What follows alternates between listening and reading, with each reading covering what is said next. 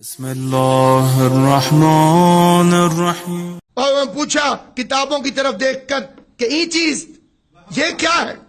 جلال الدین رومی نے ملنگ کو دیکھا اور دیکھ کے کہنے لگا کہ اس کو کیا پتا کہ یہ کیا ہوتا ہے۔ اس نے کہا کہ یہ علم کہ تو نہ دارد، یہ وہ علم ہے جسے تو نہیں جانتا۔ حضرت شمس کو جلال آ گیا، فرمایا جسے ہم نہیں جانتے وہ ہے کیوں؟ انہوں نے کتابیں اٹھائی اور پانی میں پھینک دی، ساتھ ہی تالاب ہے اور پانی میں کتابیں ڈوب گئیں۔ پہلے وہ لڑے، غصے ہوئے، اور پھر جب لڑ کے ہار گئے تو بیٹھ کے رونے لگے، اور رونے والے پہ فقیر کو رحم آ گیا۔ انہوں نے کہا روتا کیوں ہے؟ میں تجھے چپ کرا دوں۔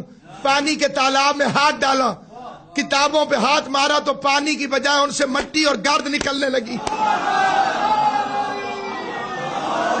جلال الدین رومی نے حیران ہو کے پوچھا یہ چیز یہ کیا ہے؟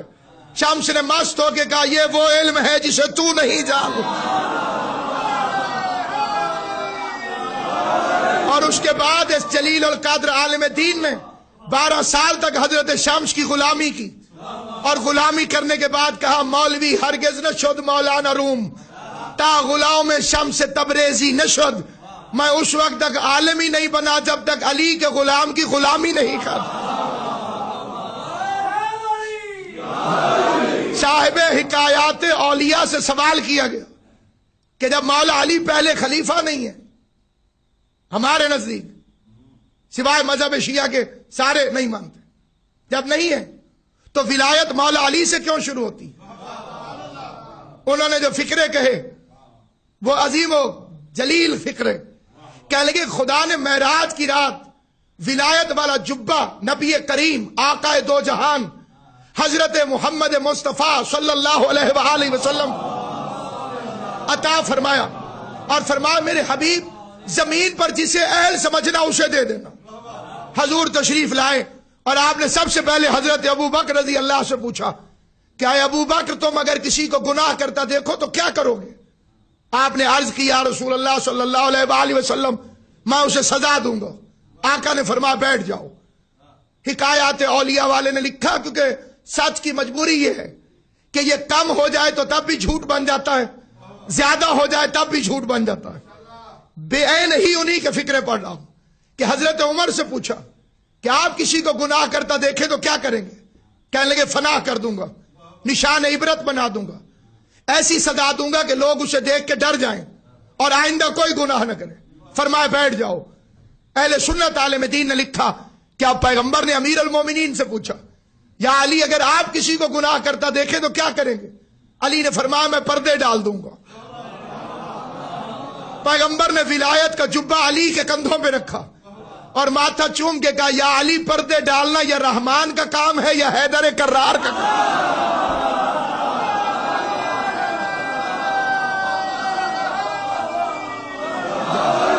اس لیے کائنات میں کوئی نہیں،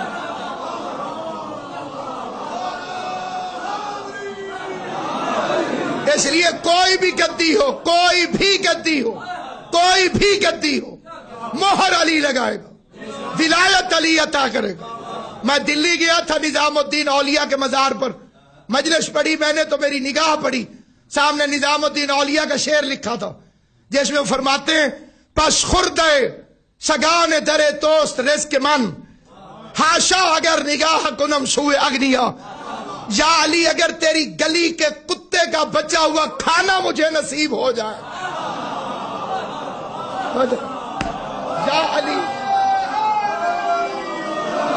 یا علی اگر تیری گلی کے کتے کا بچا ہوا کھانا مجھے نصیب ہو جائے۔ اور یہ تھوڑے لوگ اشارہ سمجھیں کہ علی کی گلی کا کتا کون ہے؟ کس نے اپنے آپ کو کہا کہ میں شیر خدا کی گلی کا کتا ہوں؟ یہ وہی تھا کہ جس کا نام ہے حسین اور اس کا باپ ابراہیم مجاب، جس کی قبر روضہ حسین کے اندر ہے۔ مجاب اس لیے کہ جب جب حسین کی زری پر سلام کرتے تھے جواب آتا تھا، اور اسی زری سے آواز آیا تھا کہ بیٹے کو سندھ بھیج۔ آج دنیا کہتی ہے کہ سندھ کو محمد ابن قاسم نے فتح کیا۔ میں یہ فکرہ کہتا ہوں کہ جاؤ سندھ میں گلیاں پھرو، سندھ کی سڑکیں پھرو، اگر ہر چوک پر تلوار لٹک رہی ہے تو سندھ کو محمد ابن قاسم نے فتح کیا، اور اگر ہر چوراہے پہ غازی کا علم ہے تو سندھ کو قلندر نے فتح کیا۔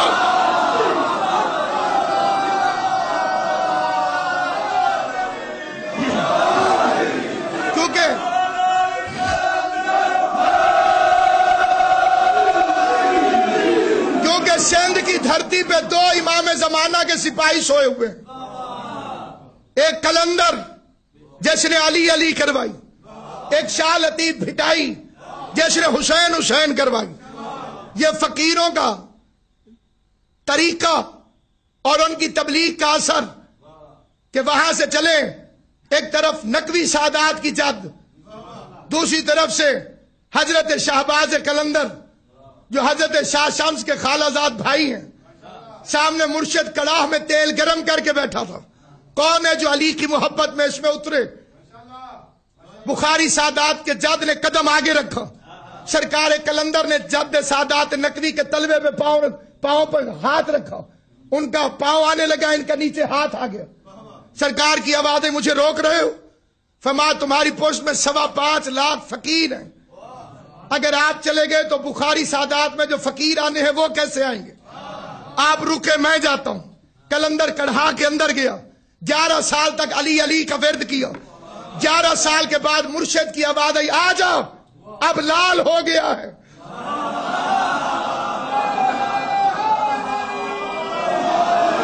وہ لال بن کے وہاں سے باہر آیا، کائنات کے فقراء کو اکٹھا کیا گیا، فقراء نے اکٹھے ہو کے قلندر کی غدیر کی یاد میں تاج پوشی کی، دستار بندی قلندر کے لیے کائنات کے فقیر اکٹھے ہوئے۔